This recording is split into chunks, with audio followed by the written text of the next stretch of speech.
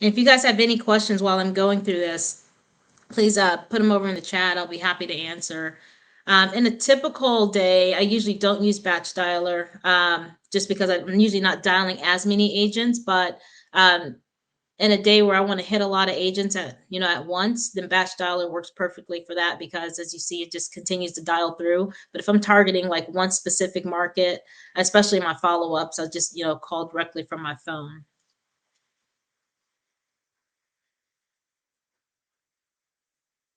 Hopefully we have an agent that you guys can hear.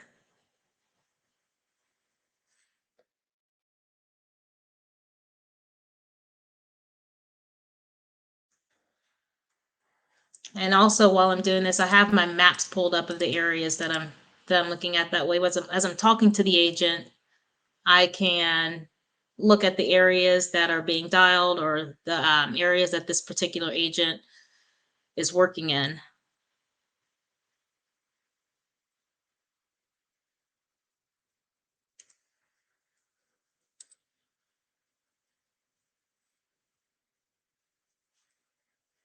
Emily, Michelle, with batch, one of the questions I have for you as I'm doing this, as we have agents who maybe aren't answering, would it be beneficial to up the number of dialers that is dialing through?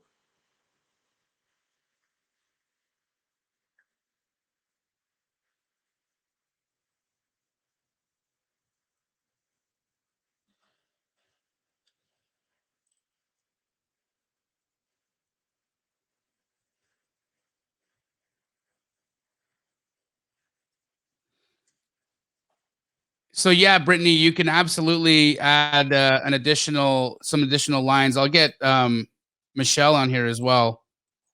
Yeah, let's do that. That way we have, more calls pushing through and someone to pick up. Can you hear me okay? We can. Yes, we can. Perfect. Yeah, so the multi-line dialer, you can dial up to 10 lines.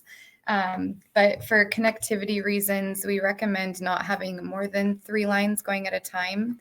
How many do we have on this right now, Michelle? We've set it to 2 because we really want to make sure that we connect with any, agent that answers the phone. Awesome. Can you set it to 3 for her? Yeah, of course. Yeah, let's do it. And as you guys know, this is going to be, of course, there's going to be dead air, right? We're dialing, and agents may answer, may not. But okay. This is the granular part of doing the work. So Patricia says, "I wish I could see her screen." Patricia, you should be able to see Brittany's screen.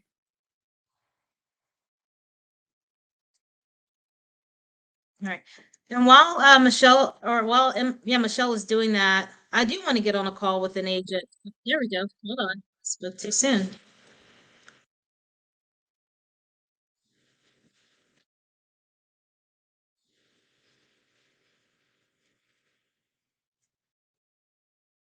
And that typically means they did not answer.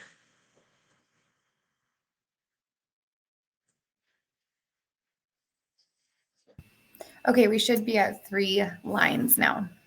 Awesome.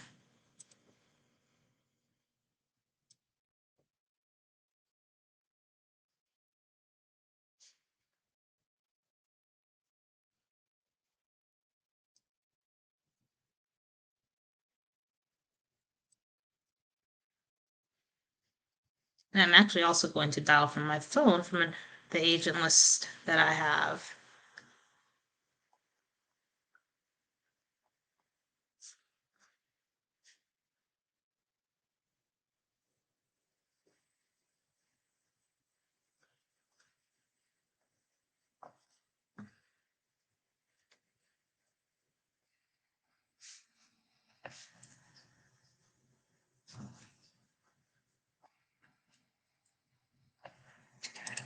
Hello.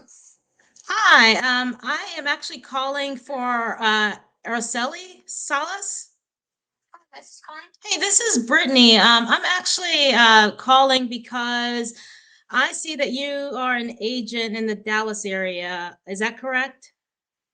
Yes. Okay, so I need your help. So I actually invest in real estate properties, And so someone recommended me your way, and I usually pick up properties out in Central Texas, but we started doing more in Dallas, and I have so much going on. That I'm like, okay, I need an agent that I can work with. My first question is, do you work with investors? Yes, I actually have two right now that I'm working with. Okay.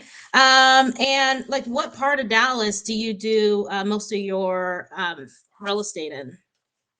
Really everywhere. Okay.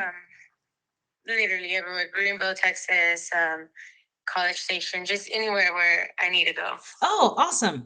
So me, like, because I do a lot of traveling, I usually try to keep about 3 or 4 projects going at a time, especially this time of year. Do you have anything like as far, so here, let me tell you what I usually try to look for first, because I have to have stuff that, we could actually make a profit on. So sometimes I'll flip it, sometimes, I'll hold it, just depending on the location. If it makes sense for me to do a short-term rental, I'll do that.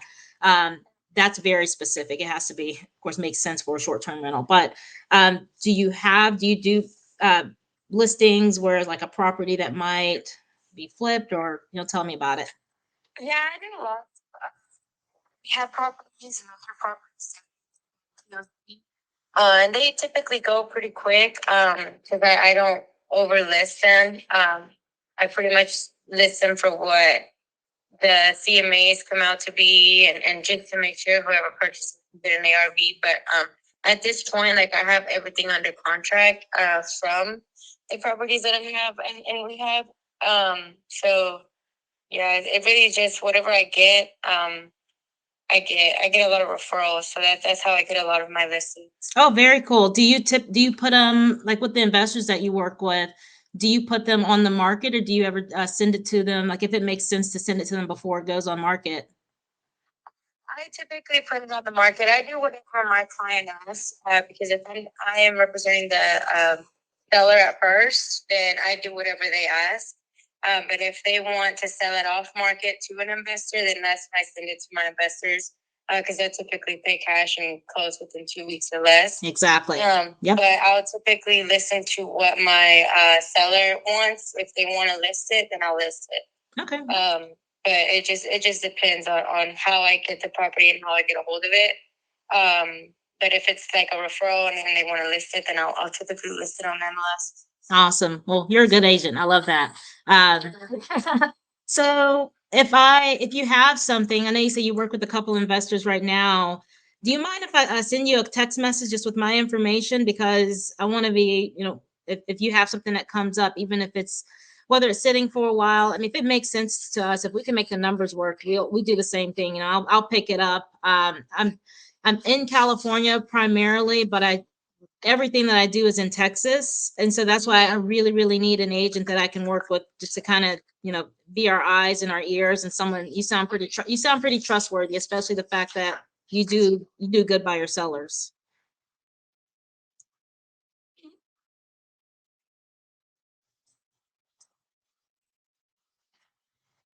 Also send you come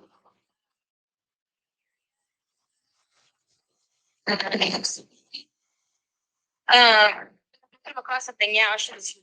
Okay, awesome. And one last question. So the investor that you have, do they also pick up so if I find something and I've want to get rid of it really fast, so we'll like I said, we try to keep like 3 or 4 properties under contract, or at least working on flipping, well, at least 4 properties at a time. Are these investors ones that I could possibly list with you, and you sell it off to them? Okay.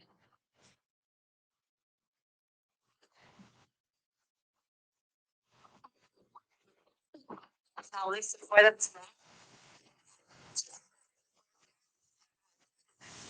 as they can before the year ends. Exactly. Okay, Arcely, I'll send you, I'm going to send you a text message right now with my contact information, and I'll follow up with you. Sorry, you might get some, a few text messages from me over these next few weeks, especially as we end the year. So I'll just keep following up with you until, see if you have something that comes available. All right. Yeah, so I live in California. I have a home also in Texas, so I just kind of go back and forth. Um, my my home is in College Station, so I'm back and forth, and most of the stuff that we do is in College Station. But my brother-in-law, who's my partner in a lot of things that we do in DFW, he's in Plano. So if I need him there, he'll be there. All right, thank you so much. I'll talk to you soon. All right, thanks. All right, bye. Hey, Brittany, if it's possible, can you raise the speaker volume? Yes, yeah. So that call I actually had to make from my phone, just because I wasn't getting pickup from the dialer. Okay. Was that hard to hear? We got caught out here and there, but that's Okay. that's okay. We'll keep trying, keep going. Okay. I actually have another way I can do this too. So That was a fantastic call. awesome. So in that call, I don't know if you know what you guys couldn't hear. She says she works with a couple of investors, and she does have properties that become available. The ones that she did have that would be fix and flips, she says she actually already has them under contract. She turns them over pretty fast because a lot of her investors are cash buyers, which is good. So sounds like she kind of knows what to expect and what we do. Also, my follow-up with her is that, I'm sending her a text message with my contact information, and is my duty to follow up with her and see that that I stay at the top of her radar. So she says she has 2 investors that she worked with. I'm going to be the third. So that's my duty to make sure that I am the third investor that she works with. Amazing. Brittany, that was fantastic.